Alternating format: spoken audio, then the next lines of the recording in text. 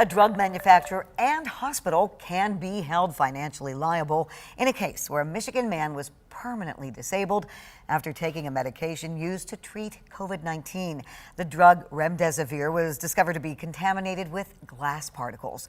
13 on your side's Carla Byron's in the newsroom to explain why this case is so groundbreaking. Carla.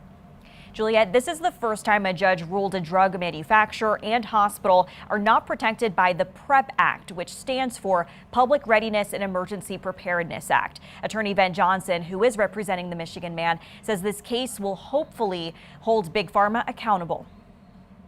Dan Nowacki suffered 2 strokes and an amputated leg after receiving the COVID-19 medication remdesivir, which was contaminated with glass particles.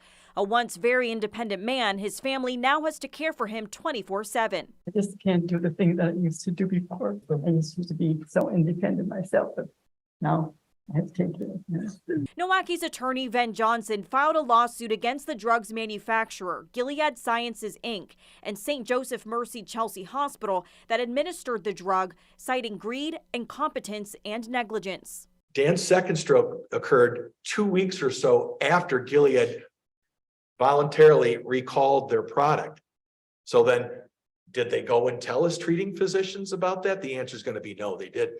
So could that second stroke have been avoided had they known that he was now prone to that? Johnson says the hospital didn't notify the family the doses were contaminated until months later. I would expect that they would have figured out who they gave this medication to and who they didn't, if you will, right? But who they gave it to and make sure that there's not a problem. And that's not what they did here. Johnson says the manufacturer and hospital's argument against being sued was they had drug immunity. However, a judge denied their argument, so now the case can go to trial.